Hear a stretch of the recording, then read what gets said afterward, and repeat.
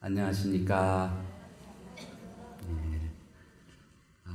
오늘 출가 열반 제1 정진주간을 맞이해서 대한불교 조계종에서 추진하고 있는 자성과 세신을 위한 5대 결사를 하는 그 대중들이 모여서 같이 결사를 도모하기 위한 여러 가지 생각을 공유하는 그런 법회입니다. 생명, 평화, 수행, 나눔, 그리고 문화 결사에 대한 이야기들을 종단의 여러 덕 높은 스님들께서 여러분들과 함께 나누고 계십니다. 제가 맡은 주제는 문화결사에 대한 것입니다. 오늘 문화결사에 대한 이야기를 여러분과 나누기 위해서 저는 이 원각경 보환장 말씀을 먼저 독송을 하고 시작을 하겠습니다. 모두 합장해 주십시오.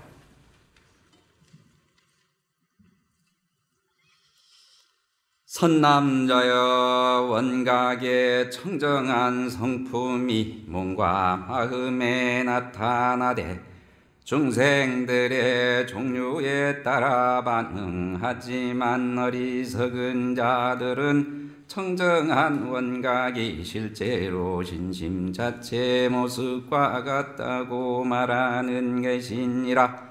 이 때문에 헛개비 같은 꽃을 멀리하지 못하니 이러므로 내가 신심을 헛개비 같은 티끌이라 하는 것이니라.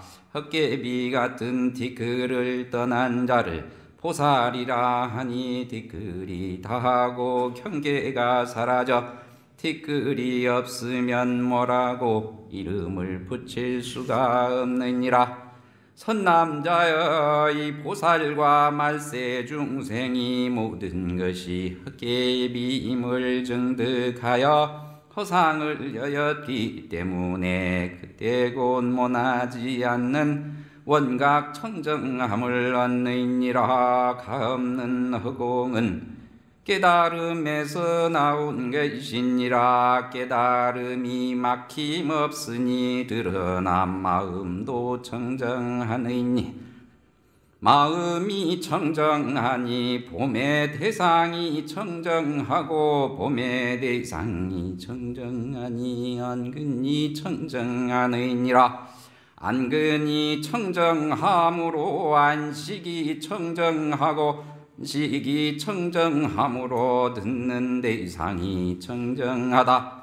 들음이 청정하니 이근이 청정하고 이근이 청정하니 이식이 청정하니 이식이 청정하니 근진이 청정하느니라. 이와 같이 비설신의도 모두 청정하니라.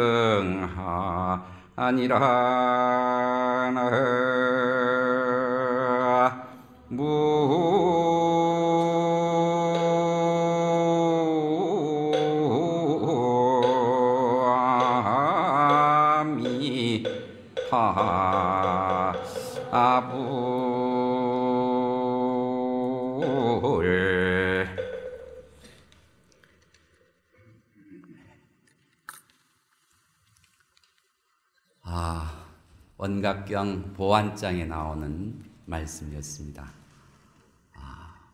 부처님께서는 우리 모든 생명성을 가진 존재들은 부처님 중생이라고 그랬죠. 모든 중생들은 유정물이든 혹은 무정물까지도 포함해서 모두 이 청정한 마음, 원각심에서 나왔다. 이렇게 말씀을 하셨습니다. 이 청정 원각심을 선문에서는 중도자성이라고 이야기를 하죠. 중도자성, 치우침이 없는 본래의 성품이라고 말씀을 하십니다. 이 치우침이 없는 본래의 성품에서 모든 삼라만상이 전부 벌어져 나왔다, 이렇게 이야기를 하는 것입니다. 이게 바로 부처님의, 특히 대승불교의 핵심 가르침이죠. 이것을 조금 더 여러분들이 같이 공유할 수 있는 그 언어로 풀어서 말씀드린다면, 이 세상에 존재하는 모든 것들,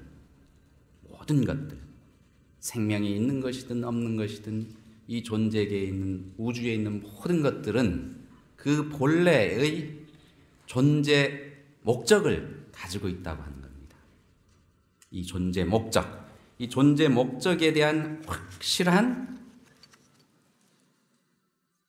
체득, 깨달음, 이것이 바로 불교가 향하는 길입니다. 이 존재들은, 생명성을 가진 존재들은 항상 살고자 합니다. 어떻게 살고자 하냐? 즐겁고 행복하게 살려고 하죠. 즐겁고 행복하게 살려고 하는 특징이 이 존재들이 갖고 있는 기본적인 특징입니다.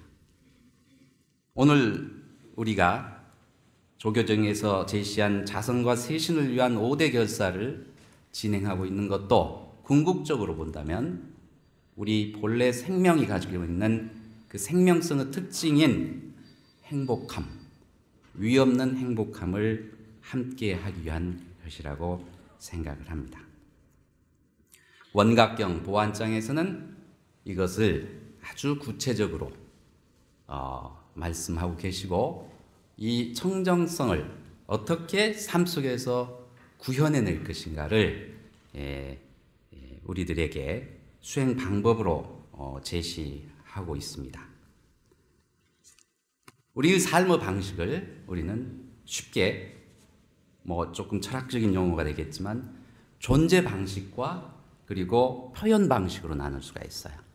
존재 방식이라고 하는 것은 방금 말씀드린 원래 맑고 밝고 청정한, 본래 행복한, 본래 최상의 행복을 갖추고 있는 모든 존재의 고유성을 자각해서 그 고유성의 나타남으로 살아가는 거예요. 이 나타남으로 살아가는 것을 삶의 표현 방식이라고 그래요. 삶을 표현할 때는 무엇로 표현합니까? 몸으로 표현하고, 말로 표현하고, 뜻으로, 마음으로 표현하죠. 이걸 좀 더 구체적으로 이야기하면 6가지 감각기관으로 표현을 합니다. 6가지 감각기관을 다시 또 구체적 좀 분류를 해보면 5감, 5가지 감각기관과 그리고 마지막 6번째 마음과 관련되어 있는 감각기관으로 세상의 모든 존재 현상들을 표현하죠. 그래서 오늘은 저는 문화결사에 관련해서 이 6가지 감각기관과 관련되어 있는 이 문화를 어떻게 정말 부처님의 핵심 가르침에 입각해서 우리 구체적인 삶 속에서 표현하고 실천할 것인가에 대한 이야기를 하려고 합니다.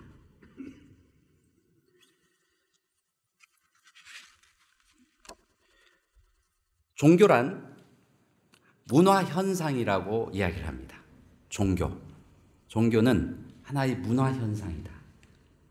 그런데 이렇게 이야기하면 우리 종교는 그렇지 않다. 우리 종교는 하나님께서 이렇게 가르쳐 주셨고 세상의 모든 존재들 하나님이 다 창조하셨으니까 우리 종교는 문화하고는 무관하다. 이렇게 아무리 주장한다 할지라도 역시 종교는 문화 현상이라고 이야기할 수밖에 없습니다. 문화 현상이라고 이야기할 때는 삶의 표현 방식으로 종교가 표현된다는 이야기예요. 그래서 종교와 문화는 뗄래야 뗄 수 없는 매우 중요한 요소들을 가지고 있죠. 여러분들이 이 조계사 거룩한 법당에 오셔서 지금 법문을 듣고 있습니다. 우리가 이 법당은 구체적인 우리의 신심과 부처님에 대한 원력 그리고 부처님을 찬탄하는 그런 마음들이 물질로 형상으로 구체화된 것이죠. 그죠? 이게 법당입니다. 조계사 법당이에요. 또 우리 조상들이 오랜 세월 동안 1700여 년 동안 많은 이러한 거룩한 장엄물들을 건축들을 해오셨습니다. 대표적인 우리나라 국보급 사찰이 어디입니까? 불국사죠. 불국사. 또 부처님 진신사리가 모셔져 있는 통도사, 팔만대장경 해인사, 승보가 모셔져 있는 송광사, 우리나라 삼보 사찰들을 여러분들 가만히 생각해 보세요. 거기 가면 스스로 고개가 숙여지고 신심이 나고 부처님께 끊임없이 예경하고 싶은 그런 마음이 나죠. 이게 바로 종교 건축물 혹은 종교 장엄물을 통한 우리 본성, 자성, 청정, 이 원각심이 발현시키게 하는 하나의 방법입니다. 이런 것들은 전부 표현된 것들이에요. 그래서 삶의 표현 양식이라고 이야기를 하죠. 근데 이렇게 표현된 것들을 통해서 우리는 본래의 부처님 마음을, 청정한 마음을 볼 수 있게 하는 거예요. 이것을 쉽게 이야기하면 문화라고 합니다. 구체적인 이러한 물질화된 것을 문화재라 그래요. 불교는 1700여 년 동안 아주 소중한 민족 문화 그리고 민족 문화재를 가지고 있습니다. 이것은 지금 현대 사회 어떤 것하고도 바꿀 수 없는 우리 소중한 자산입니다. 비록 현대 사회에는 많은 종교가 있죠. 그럼에도 불구하고 우리 민족이 끊임없이 이렇게 만들어 놓은 이 문화재를 소홀히 해서는 안 되고, 또 이걸 통해서 우리는 이 본질적인 우리 종교성을 드러내고, 또 이 종교성을 통해서 많은 사람들을 편안하게 행복하게 해줄 수 있다는 확신을 가지고 신앙생활을 하고 있습니다. 그래서 작금에 일어났던 여러 가지 불미스러운 일들, 이웃 종교에서 이야기하고 있는 불교의 이런 문화재나 여러 가지 그 활동들을 폄하하고 또 몰이해를 통해서 비판하는 이런 것들은 근원적으로 불식돼야 된다. 그걸 불식시키기 위해서는 어떻게 해야 되느냐? 우리 스스로가 자성하고 이것에 대한 깊이 있는 성찰이 우선해야 된다고 하는 겁니다. 그래서 이번 결사는 그런 차원에서 자성과 쇄신의 그러한 그 메시지가 훨씬 더 강하다고 생각하고, 오늘 이 자리에 모이신 불사님들은 지금 작금에 일어나고 있는 여러 가지 불미스러운 일들을 밖으로 그 탓을 돌리지 말고 안으로 돌려서 이것을 근원적으로 해결할 수 있는 방법들을 모색해야 된다고 생각을 합니다.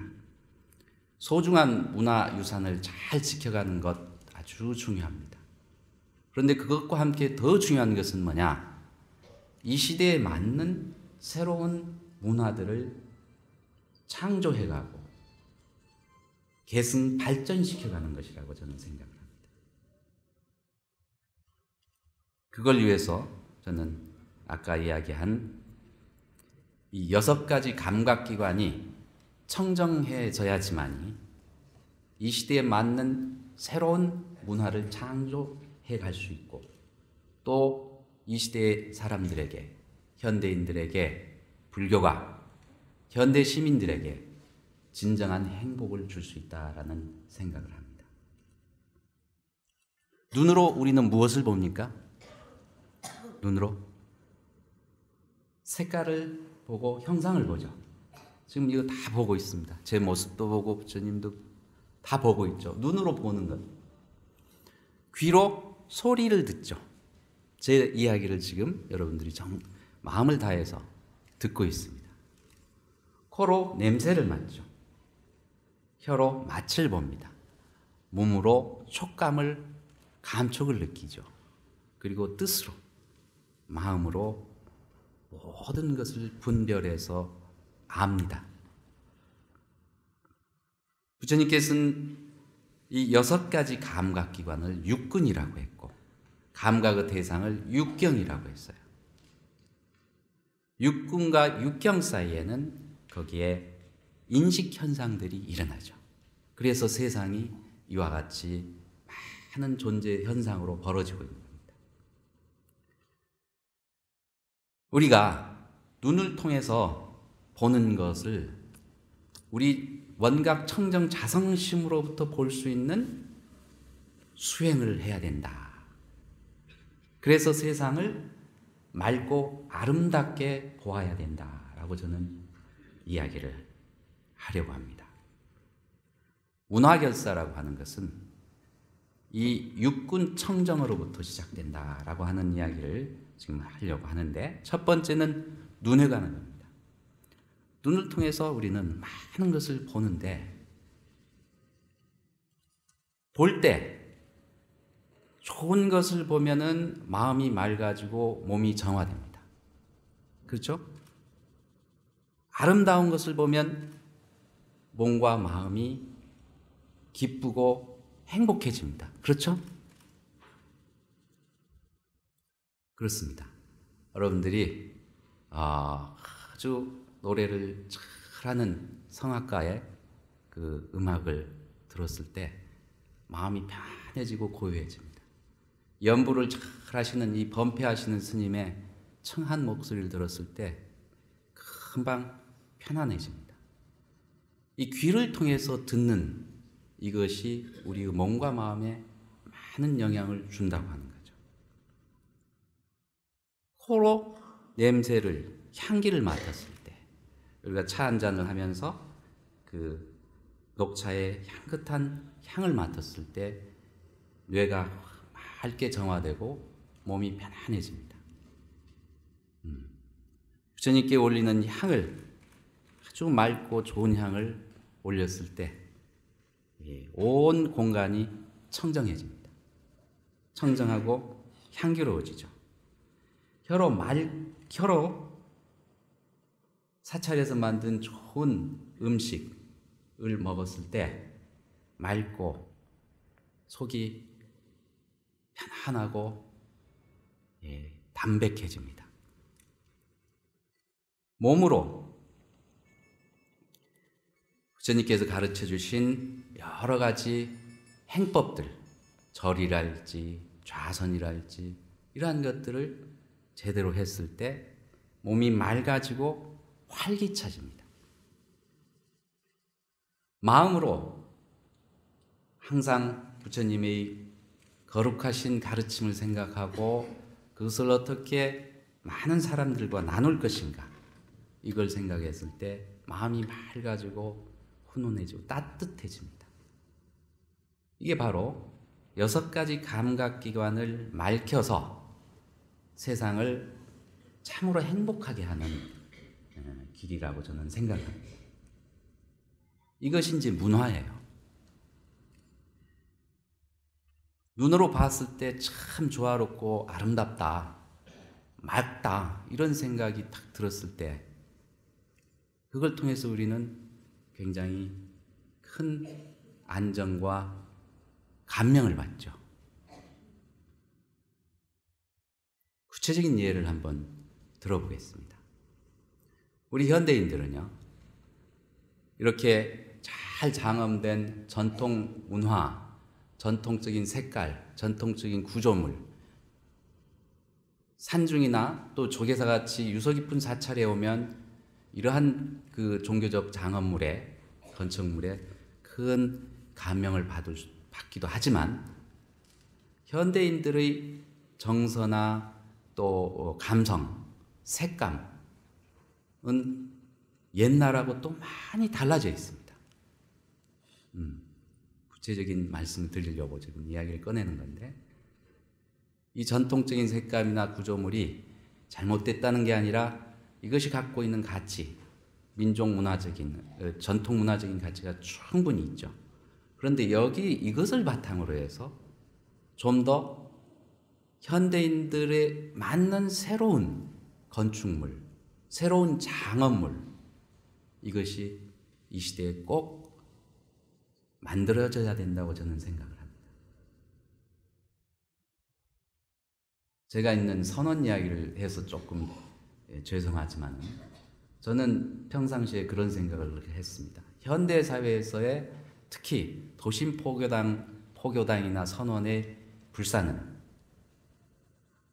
이미 있는 것은 모르겠지만 기와집으로 전통식으로 짓지 말자. 불상도 꼭 금불상을 모셔야 될 필요가 없다. 연등도 울긋불긋하게 꼭 이렇게 할 필요가 없다. 그 시대의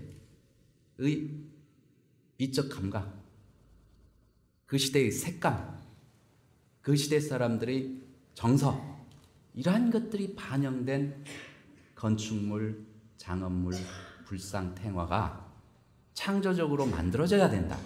이런 생각을 저는 평상시에 늘 하고 있었습니다. 저에게 불사할 수 있는 기회가 생겼을 때 제가 한번 과감하게 실천을 해봤어요. 상도동에 한 4천여 평 되는 큰 부지가 있었습니다. 그런데 인생 무상, 세상의 모든 존재 현상들은 변한다는 법칙성에 따라서 아파트가 들어오고 개발되면서 4,000평 땅을 다 포기하게 되고 124평 조그마한 코딱지 많은 땅에 선원을 다시 건립을 했습니다. 여러 가지 안이 있었어요. 4,000평 땅을 포기하고 124평 이 땅에 건축을 하기 때문에 아파트 안에 들어와 있는 것 같아요. 그러니까 더 절 기분이 나게 울긋불긋 단청도 하고 부처님 그 건물 위에다가 부처님을 탁 조성해 가지고 이렇게 하자 하는 의견도 있었어요. 저는 그 의견을 낸 분에게 제가 생각하는 것을 자세히 설명을 했습니다. 이 아파트 숲 안에 울긋불긋한 단층이 되어 있는 전통 건물을 지었을 때, 그리고 거기에 불상을 딱 세웠을 때 아파트에서 사는 비불자들, 특히 이웃 종교 사람들은 얼마나 불편하겠냐. 그리고 건축이 서로 조화가 깨지기 때문에 이건 아니더라고 생각한다. 이렇게 말씀드리고 역으로 제가 제안을 했어요. 이 사찰은 아파트 숲 안에 있으니까 아파트 건물이 훨씬 더 돋보이게 하는 갤러리 같은 선원을 짓자.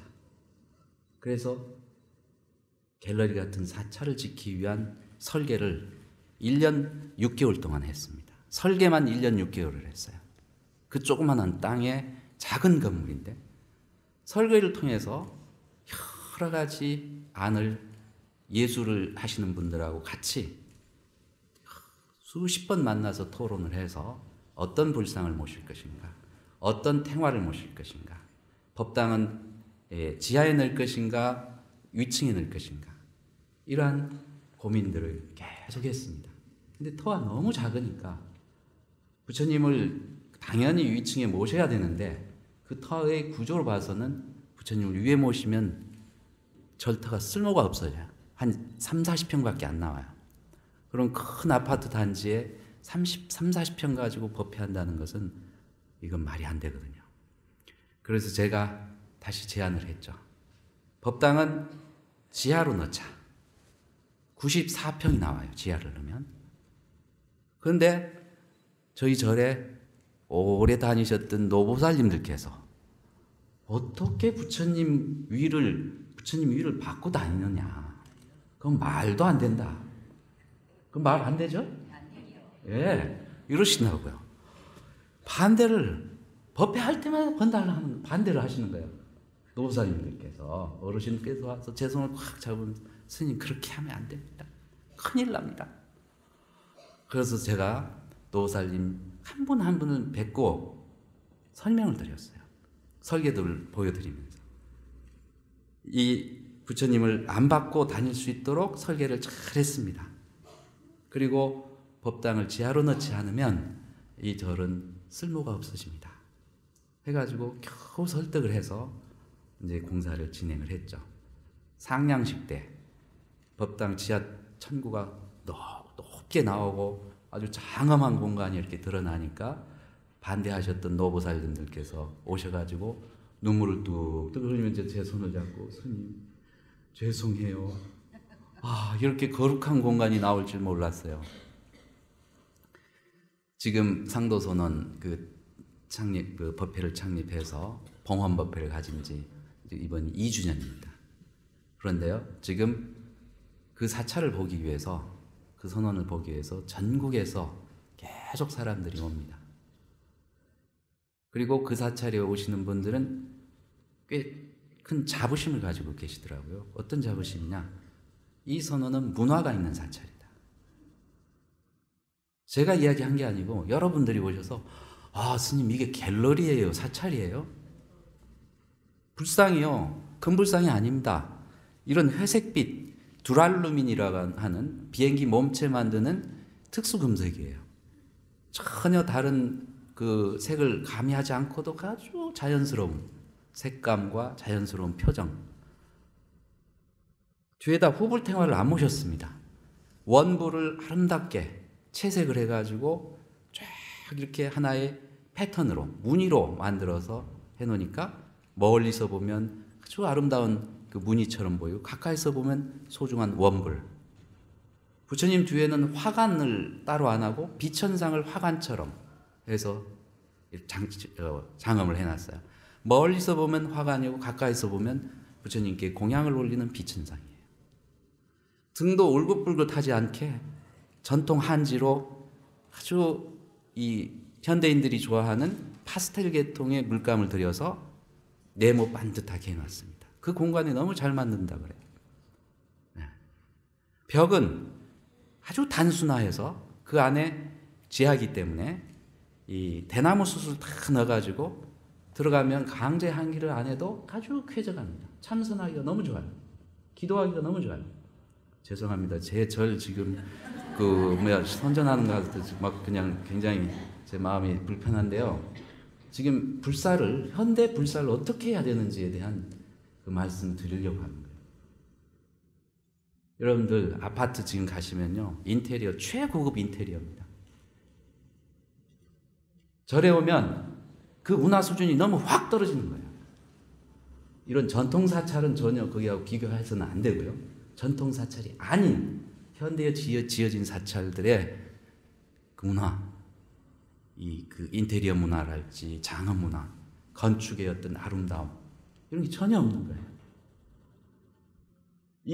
이런 것들이 바로 불교가 지금 이 시대 문화적인 생각, 문화적인 그러한 힘을 가지고 우리 시민들을 이끌어가지 못하고 있는 거라고 저는 보고 있습니다. 우리 본성이 표현된 것이 이런 건축물이라고 그랬어요. 장엄물이라고 그랬어요. 그런데 이 표현이 너무 조잡하고 우리 본성이 표현된 것 같지 않아요. 아름답지 않아요. 탁해요. 막지 않습니다. 울긋불긋 만신쯤에 간 것 같은 그러한 건축물들이 시내에 버젓이 있습니다. 그걸 절이라고 합니다. 그래서 문화결사는 그런 차원에서도 진행이 되어야 된다는 생각을 합니다. 총무원 문화부에서 앞으로 그러한 불사를 하겠다는 이야기를 제가 얼마 전에 들은 적이 있어요. 그런 시도를 한 절들이 요즘 여기저기 있습니다. 그러한 자료들을 모아서 새로 불사를 하려고 하는 스님들께 그리고 불자님들께 보여드리고 어떠한 모델을 제시했을 때 분명히 변화가 있으리라는 생각을 합니다. 저는 또 한 가지 지금 나한전에 이제 복장 불사를 하는데 그 생각을 했어요. 나한전에 부처님은요, 아주 특이합니다. 아이들이 보고 끌어안고 싶을 만한 그런 미소와 자연스러움을 표현해냈어요. 그래서 어린이 법당입니다. 아라한전이. 그래서 아라한전에 부처님의 복장을 하려고 딱 생각했을 때 저는 어떤 생각을 했냐. 돌로 조성한 아라한 부처님이기 때문에 200~300년, 300~400년 후에 분명히 문화재적 가치가 있을 것이다. 지금 최고의 창의력을 가진 작가가 했기 때문에.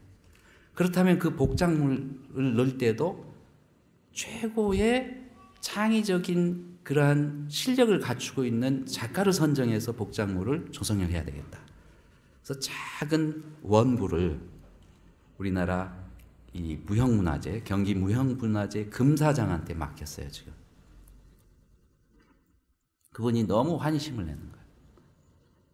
그 불상이요, 정형화되지 않고 굉장히 추상적입니다. 그런데 아름다워요. 누구나 보면 막 모시고 싶은 생각이 들어요. 불상이 꼭 이런 형상, 똑같은 형상을 가질 필요가 없다는 거예요. 현대는 어떤 우리의 맑은 심상, 아름다움을 추상적으로도 표현을 합니다. 그게 오히려 훨씬 더 예술적인 가치가 있는 것일 수 있어요. 그 부처님을 복장에 탁 모셔서 완전히 봉합을 해놨을 때 300~400년, 400~500년 후에 문화재 이원들이 이제 발굴을 할 거 아닙니까? 와, 그 시대 2000년, 2010년대에는 이런 불상도 있었네. 와, 그때 사람들은 아마 퓨전을 좋아했는가 보다. 서양에서 온 거, 동양에서 온 거. 그러다 막 그때 뭐 서울시 디자인 뭐 발굴을 해보니까 뭐 굉장했는데, 와, 이런 디자인, 참 대단한 디자인들이 있었구나. 이런 이야기를 해서 학술적인 연구를 하고, 아, 이것은 진짜 소중하니까, 독특하니까 보물로 지정을 해야 되겠다. 그래서 국가 지정문화재가 되는 거예요. 여러분들 지금 우리 석굴암이나 발만대장경, 해인사의 비로자나불, 거기서 발견된 복장물들을 통해서 보물 국부가 되니까 우리 문화재의 가치가 한층 올라간 거 아닙니까?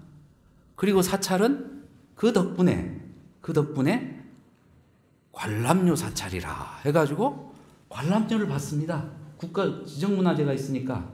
또 문화재청에서 의무적으로 국가 지정문화재에 대한 그걸 해줘야 돼요. 지원을. 그러니까 스님들이 이제 그걸 다 받아가지고 지금 한 몇십 년 동안 편안하게 잘 지내고 계십니다. 큰 문화재 사찰들은요, 그래서 포교할 생각을 안 해요. 왜? 문화재 보수 다 해주지. 뭐 포교 안 해도 사람들이 문화재 구경하러 계속 뭐 몇백 명씩 오지요. 그러다 보니까 불교가 이 지경에 이르렀어요. 문화재 사찰에서 정말 이 문화재의 의미가 뭐냐, 정신이 뭐냐, 그리고 이것을 어떻게 우리 삶 속에서 부처님의 이 청정한 원만 부족한 지와 자비가 갖춰져 있는 이 정신을 구현할 것인가라고 하는 이런 메시지들을, 가르침들을 그런 사찰에서 전해줘야 되거든요. 포교를 해야 되거든요. 포교를 않고 문화재에 의존해서 그냥 있는 거예요. 문화재는 거룩합니다. 너무너무 아름답습니다. 그런데 그 아름다운 가치를, 그 의미를 전했을 때 더욱더 아름다워지고 가치가 있는 겁니다. 그래서 현대 이 시점에서 우리 문화재에 대해서 정말 어떻게 지금 이 시점에서 미래의 문화재를 만들 것인가도 생각해야 되고, 이미 우리 조상들이 만들어 놓은, 선조들이 만들어 놓은 이 문화재를 잘 보존하고 이 가치를 많은 분들에게, 많은 시민들에게 전할 것인가. 아주 깊이 있게 이번 문화결사를 통해서 고민하고 구체적인 실행 방안들을 만들어내야 됩니다. 이건 눈으로 보는 거예요. 그래서 저는 이 눈으로 보는 문화결사의 그 슬로건, 같이 한번 따라서 해봅시다. 맑고 아름답게. 맑고 아름답게. 맑고 아름답게. 앞으로 우리가 이 사찰의 불사를 할 때는요, 맑고 아름답게 해야 돼요. 현대인들의 정서와 감성, 색감에 맞게 창의적으로. 전통에 그대로 머물러 있는 게 창의가 아닙니다. 전통은 왜 전통이 소중하냐면 지금 여기에서 새롭게 전통을 해석해서 사람들에게 감동을 줄 수 있어야지. 이게 전통의 가치가 있는 거예요. 두 번째, 귀로 듣는 이 문화 결사를 해야 돼요. 우리 지금 불교 음악이 있죠? 아까 우리 조계사 합창단에서 아름다운 선율로 찬불가를 불려주셨어요. 이 찬불가가 한 20, 30년 전에는 이런 찬불가가 없었습니다. 우리 전통 범패가 있었죠. 지금도 범패는 무형문화재로 이렇게 해서 전승이 되고 있는데, 무형문화재급의 전통 범패를 잘 보존 발전을 시키고 지금 이 시대에 맞는 또 새로운 불교 음악이 나와야 돼요. 음악이 얼마나 중요한지 아세요? 음악은 지구촌 사람들을 3분, 4분 만에 하나로 딱 집중시켜 줍니다.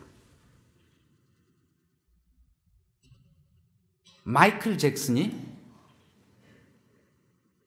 노래를 하면요, 세계 젊은이들이 3분, 4분 만에 똑같이 한 마음이 됩니다. 그러죠? 그만큼 중요한 거예요. 근데 우리는 이 음악, 이 문화를 놓치고 있어요. 우리 불교 음악이 지금 좀 발전했다 하더라도 이 수준 가지고는 안 되는 거예요. 저는 그 청법가 좀 부를 때 좀 어색하거든요. 아까 아주 아름답게 잘 부르셔서 좋았는데 그거 잘못 부르면요 정말 어색합니다. 그래서 우리 선원에서는 청법가 안 해요. 그냥 우리도 부처님까지 할 때 법사 스님이 올라가서 법문 준비를 합니다. 뭔가 개선돼야 돼요. 그레고리안 찬트 들어보세요. 그냥 설교를 안 해도 몸과 마음이 순식간에 정화됩니다. 불교 음악 새로워져야 돼요. 새로운 결사운동이 벌어져야 됩니다. 우리가 갖고 있는 많은 좋은 요소들, 전통적 요소들이 있습니다. 북, 종, 장구, 여러 가지 것들을 잘 조합해서 오케스트라를 만들고 이렇게 하면 사람들을 감동시킬 수 있습니다. 문화로. 저는 서양에서요 공부하면서 교회에 자주 갔습니다. 아이고 저 스님이 예배하러 갔나 그렇게 생각할 수 있으니 그게 아니고 음악 들으러 갔어요.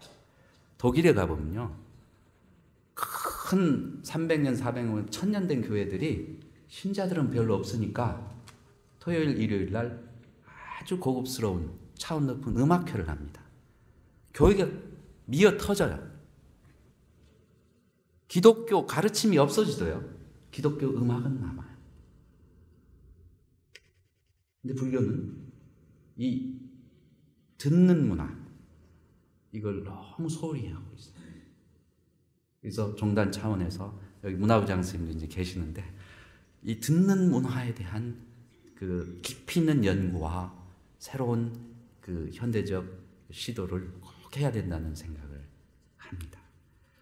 그래서 귀로 듣는 문화, 귀를 맑고 조화롭게 하는, 그래서 행복해지는 그런 불교 문화를 자꾸 만들어 가야 됩니다. 그래서 저 또 슬로건을 하나 만들었어요. 자, 귀로는 맑고 조화롭게. 같이 해볼까요? 맑고 조화롭게. 맑고 조화롭게. 맑고 조화롭게. 우리 청정한 마음 이것이 모든 선율과 음율에 의해서 조화롭게 드러나도록 하는 종교음악이, 불교음악이 남아야 돼요. 아우 저 보살님 맞아요 그러는 거예요. 음악 좋아하시죠? 음악은 세계인의 언어입니다. Music is world language 그랬어요. 교수님 영어계는 하네. 그 다음에 이 코로 만들어가는 문화가 있습니다. 코로 만들어가는 문화는 뭘까요? 우리는 향기로운 것을 맡았을 때 마음이 편안해지고 맑아집니다. 그 대표적인 것이 뭐예요? 향입니다. 향문화. 영국에서는요, 이걸 갖다가 이제 아로마 테라피라고 그래요. 향기 치료, 향기를 가지고 몸의 병까지도 고칠 수 있는 문화가 영국에는 많이 확산되어 있습니다. 근데 우리 불교 내에서도 이 향과 관련된 많은 문화를 개발할 수가 있어요. 옛날 스님들이 침향을 묻어가지고 좋은 향을 만들기 위해서 많은 노력을 했거든요. 그런데 얼마 전까지만 해도 우리 절집의 향 문화가 아주 저질이었습니다. 농약이 섞은 화학 향들이 한참 우리 기도하는 스님들이나 불자들은 몸을 망가뜨렸어요. 그래서 몇몇 스님들이 너무너무 그게 안타까워서 일본에 가가지고 여러 가지 기술을 도입하고 연구를 해서 지금은 능인향당이나 또 그 천연 재료만 가지고 향을 만들어서 보급하는 이런 이제 그 운동이 있었고, 그 결과 우리 향의 질이 많이 높아졌습니다.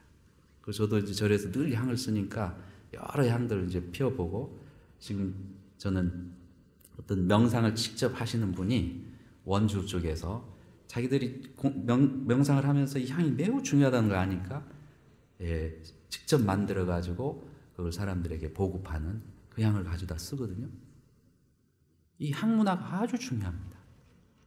이걸 가지고 우리는 또 새로운 문화 운동을 할 수가 있어요. 향은 왜 중요하냐?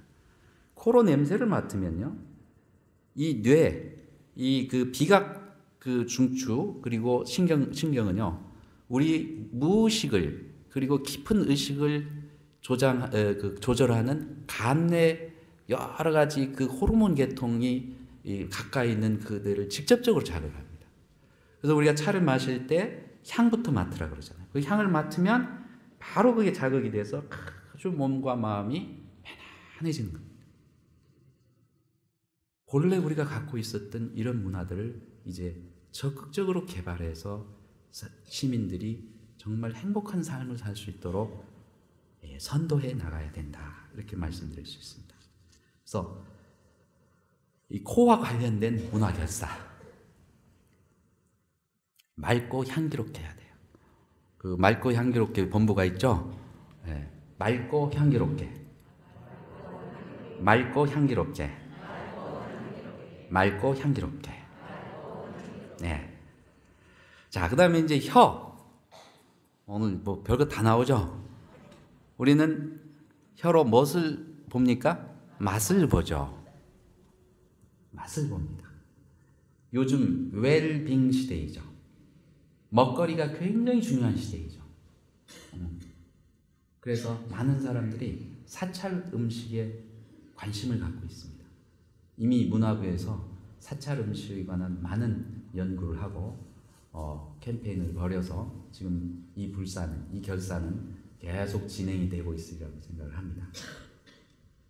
그런데 작년, 재작년만 하더라도 이 조계사 주위에 스님들이나 불자님들이 가서 편안하게 채식을 할 수 있는 데가 많지 않았습니다. 거의 없었습니다. 그런데 최근에 이 템플스테이 건물 그 위층에 바루라고 하는 전통 사찰 음식점을 만들어서 그래도 그나마 외국 손님들이나 이제 또 귀중한 분들 이렇게 모실 때 굉장히 편해졌거든요. 근데 이제 이야기를 들어보니까 너무 비싸다는 거예요. 그래서 우리 그냥 조계사에 나오시는 분들 누구나 가서 이렇게 먹을 수 있는 사찰 음식, 그게 그런 곳이 좀 있었으면 좋겠다, 이런 이야기를 제가 많이 들었습니다. 조계사 주위에서 이제 이렇게 상업을 하시는 불자들도 조계사에 오면 밥 먹기가 불편하고, 그래서 저쪽에 7일 안식교회 있죠? 거기 지하 식당에 가면 이 채식 뷔페가 싸고 맛있답니다. 불자들이 거기 가서 먹어요. 돌아가신 경서원 사장님이 스님, 저는 맨날 점심을 교회 가서 먹습니다. 평생 불교서적 출판하신 분이. 그거 우리 반성해야 돼요. 사찰 음식이 갖고 있는 청정성, 담백성, 이게 현대인들의 몸을 많이 정화해 줍니다. 지금 음식을 잘못 먹어가지고 당뇨, 고혈압, 각종 암에 걸려서 많은 분들이 고통받고 있거든요. 불교가 갖고 있는 이 좋은 자산들을 이제 시민들과 공유해야 될 시대가 왔습니다. 아주 좋은 시기입니다. 그래서 문화결사에 꼭 이 사찰 음식 문화를 확산시키는 그 운동이 꼭 포함되어야 된다는 생각을 합니다. 그래서 슬로건 하나 또 제가 만들었어요. 맑고 담백하게. 맑고 담백하게. 맑고 담백하게. 가벼운 밥상이 우리를 건강하게 해줍니다. 그죠? 예. 자, 몸은 어떨까요? 몸이, 현대인들의 몸은 많이 혼탁해져 있다고 합니다. 그래서 각종 암이 생기기 시작하는 거예요. 암은 탁한 이 세포에서 자라난답니다. 몸을 맑게 하기 위해서는 어떻게 해야 돼요? 절을 많이 해야 됩니다. 오늘도 그래서 108배 하셨죠? 예. 108배 하고 나면 가장 직접적으로 느껴지는 것이 뭐예요? 개운하죠? 개운해요. 몸이 맑아져서 그래요. 그리고 108배를 하고 나면, 혹은 좌선을 1시간이고 2시간이고 하고 나면 어떻게 돼요? 몸이 굉장히 맑게 정화되고 열립니다. 몸의 감각들이 열려요. 그래서 굉장히 활발해져요. 그래서 모든 일을 의욕적으로 할 수 있고, 봉사활동도 열심히 하고 사람들을 도울 수 있는 힘이 생겨요. 이게 뭐냐? 몸의 문화결사입니다. 몸의 문화결사. 몸의 문화결사의 슬로건은, 표현은 뭔지 아세요? 따라서 해볼래요? 맑고 활기차게. 맑고 활기차게. 맑고 활기차게. 자, 이제 마지막으로 뜻으로 우리가 문화결사를 해야 됩니다. 뜻이 매우 중요하죠. 그런데 이 뜻은 아까 제가 서두에 말씀드린 원각경 보안보좌상에 나오는 원각 청정십을 바로 드러내는 것이 뜻이에요. 그래서 이 원각 청정심을 드러내서 우리의 구체적인 삶 속에서 구현하기 위한 것은 뭐냐? 첫째는 지혜, 부처님께서 가장 중요하게 여기셨던 지혜. 두 번째는 뭐예요? 자비. 뜻으로는 지혜와 자비를 항상 실천할 수 있어요. 실천해야 됩니다. 그래서 이 지혜와 자비를 실천하는 문화결사가 돼야 됩니다. 그러기 위해서 또 표어를 하나 만들었는데 따라서 하세요. 크게 맑고 훈훈하게. 맑고 훈훈하게. 맑고 훈훈하게. 예.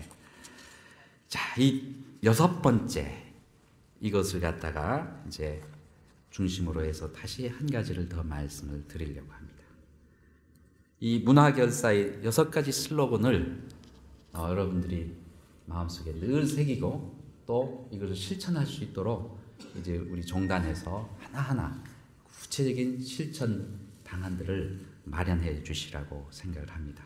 다시 요약하자면 6가지 맑음, 영어로 하면 six pure, 그 다음에 6가지 조화로움, 아름답게, 조화롭게, 향기롭게, 담백하게, 활기차게, 훈훈하게, 이건 다 조화로운 것을 묘사하는 형용사들입니다. 그렇죠? 그래서 6가지 조화로움, six harmony. 그래서 six pure, six harmony 운동을 해야 돼요. 다른 말로 하면, 한문으로 하면 육군 청정운동, 영어로 하면 Six Pure Six Harmony, SPSH 운동을 이제 전개해 나가야 됩니다. 이게 문화결사의 구체적인 방향이라고 저는 생각을 하고 있습니다.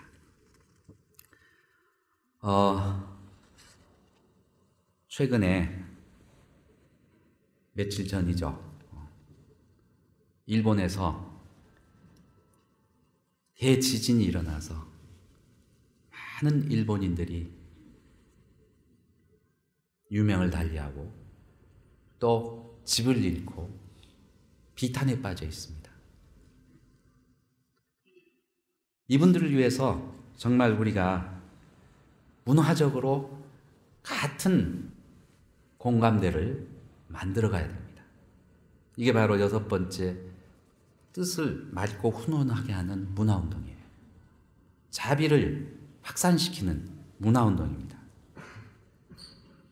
비록 민족이 다르고 다른 땅에서 산다 할지라도 우리는 이 우주에 뗄래야 뗄 수 없는 끈으로 연결되어 있는 같은 몸입니다. 그분들의 고통이, 비탄이 바로 우리들의 고통이고 비탄입니다. 이것을 따로 생각하면 문화결사가 되지 않아요.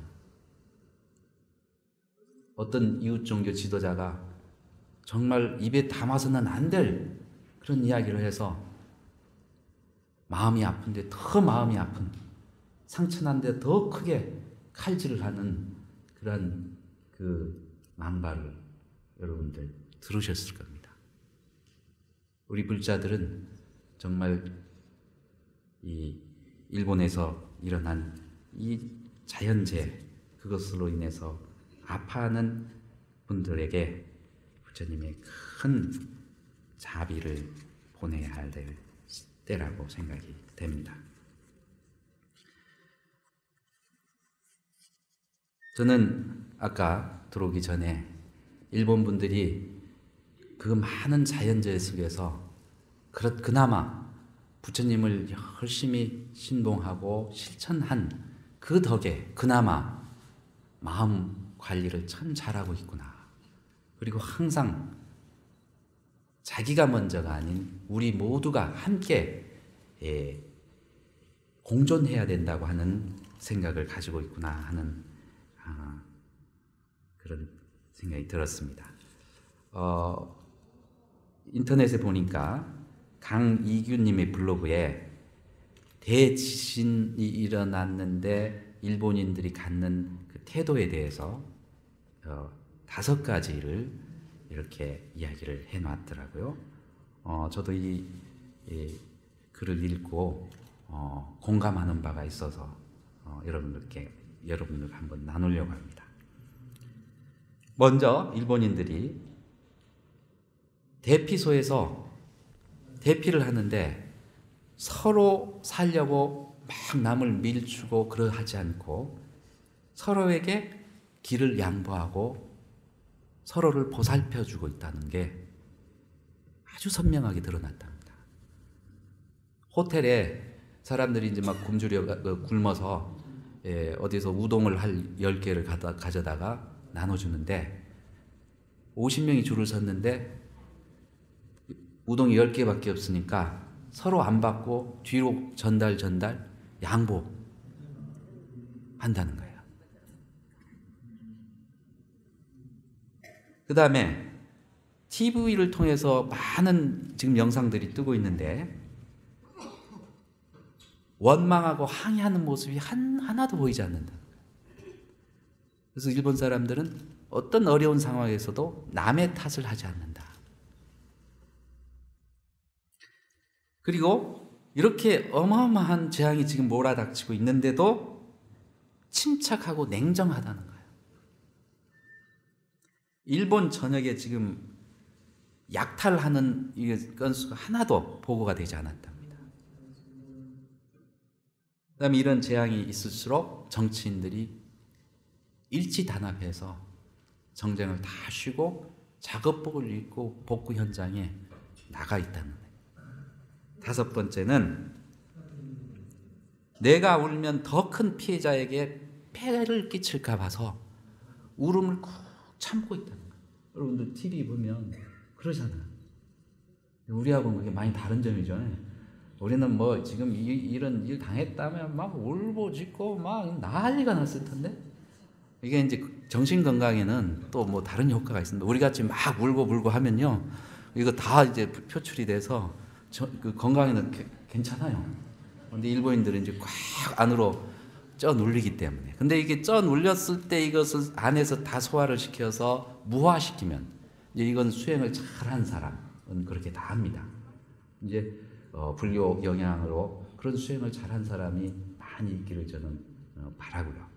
그래서 이런 어려움에 처해 있을 때 우리는 마음을 한데 모아서 부처님의 자비와 지혜를 보내줘야 된다고 생각합니다. 그래서 오늘 법회를 마치면서 여러분들과 함께 그 일본 전역에 지금 퍼져 있는 슬픔과 비탄 빠져 있는 모든 분들에게 부처님의 가피가 함께하도록 같이 기도해 주셨으면 감사하겠습니다. 모두 합장하시고요.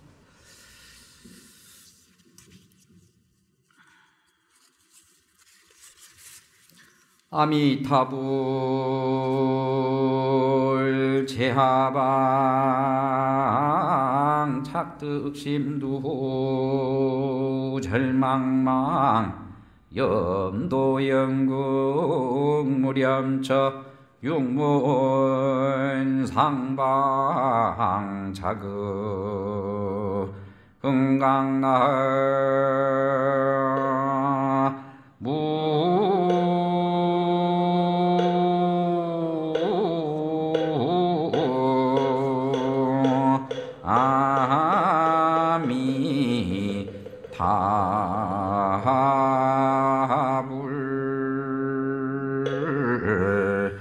부처님이시여, 지난 11일 일본 동북부 지방 부근 해저에서 강력한 지진이 발생하였습니다. 이로 인해 대형 지진 해일이 일본 열도의 연안을 강타해 엄청난 재산 피해와 수만 명에 이르는 사망자, 실종자가 생겼습니다. 또한 원전 폭발로 인해 더 심각한 피해를 예고하고 있습니다. 부처님이시여, 더 이상 피해가 없도록 일본 열도를 보살펴 주시옵고 좌절과 시리에 빠져 있는 피해자들에게 희망과 용기를 가지고 안전과 평온을 속히 회복할 수 있도록 가피하여 주시옵소서. 저희 한국 불자들은 정성을 모아 119 구호 보살의 역할을 다할 것을 발언하나이다.